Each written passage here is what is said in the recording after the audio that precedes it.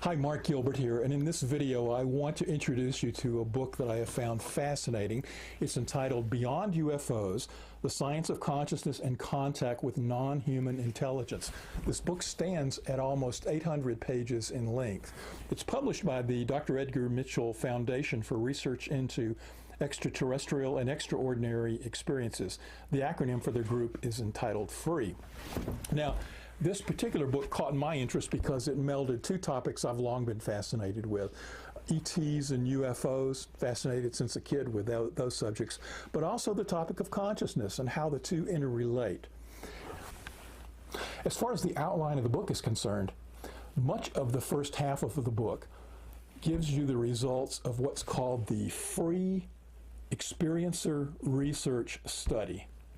Now, what this research study was the association basically called on anybody who had had any kind of experience with a non-human intelligence to respond to an online survey that included closed questions and open-ended questions. And so the first half of the book gives you charts and data from the results of their survey, as well as long excerpts from the open-ended questions and responses to people who had responded. Now, what's a contact experience? These contact experiencers who were invited to take the survey were individuals who had had any kind of experience with a non-human intelligence. We tend to think of that as being a UFO encounter with an ET because that's the common thing in our culture. But they had a broader definition of it. They included people who felt like they had encountered non-human intelligence, say through channeling experiences, out-of-body experiences, lucid dreams, etc. So any kind of experience that had led to this kind of feeling that you had encountered non-human intelligence were asked to respond to the survey. The other half of the book is an analysis of the data from different viewpoints, as well as a description of a theory of consciousness called the quantum hologram theory of mind that's outlined by Dr. Mitchell and then expounded upon by some of the other authors who contributed to the book. It outlines a very interesting theory that would be very much like considering mind being embedded in everything, and that because it's embedded in everything that we have access to all intelligence everywhere through that embedding of mind as a quantum field, a quantum hologram field rather. So in terms of the pros and cons of this particular book, one of the pros I found was just the fascinating data. It's very easy to read and go from chart to chart and just be wowed by the responses and summary that you found, the different types of ETs that people had encountered, what their style was, whether it was a negative or positive experience for them, what their spiritual experiences were from it, what messages were given to them by the non-human intelligence and so forth. And there's a lot of data that categorizes that by different types. And then there is a long verbal descriptions and case studies that are just very easy and great reading, a lot of fun to read through.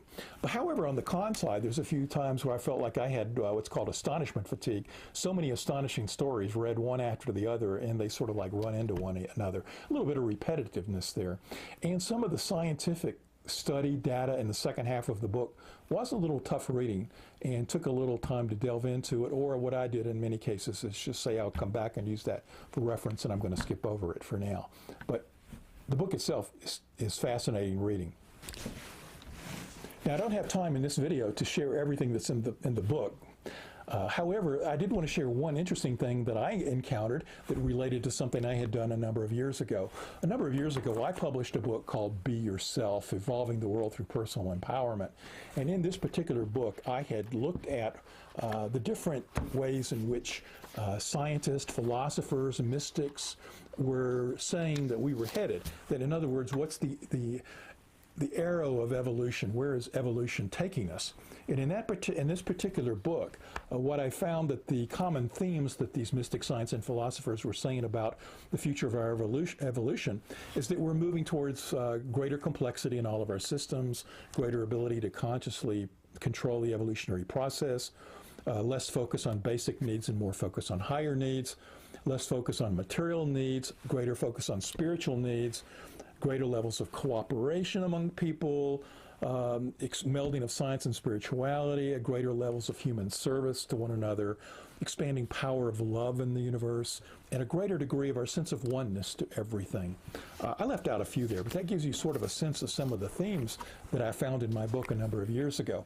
Well, it was kind of interesting when I'm looking at this particular book that there was one of the questions that was asked the people in the survey is that since they first became interested in their UFO experience, how had their lives changed?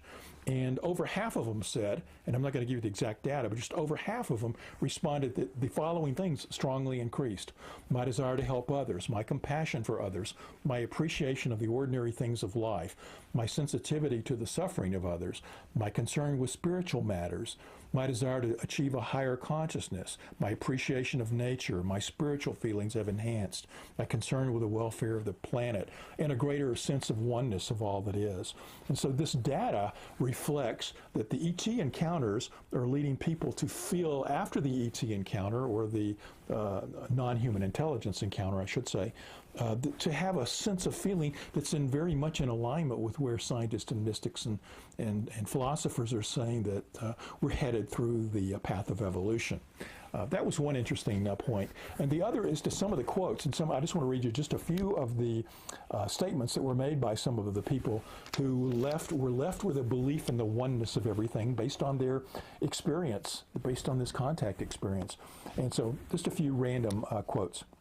One person wrote, "Within 12 hours of my communion experience, I learned that we're eternal spiritual beings having a physical life, and that we learn through the process of reincarnation until we graduate to the next stage of our conscious evolution."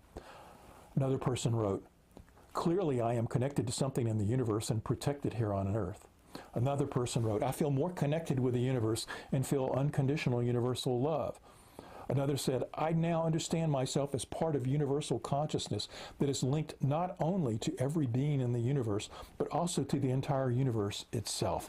There's many, many more like that. It's fascinating reading, because what you then start contemplating is that the people who have had mystical experiences are getting messages.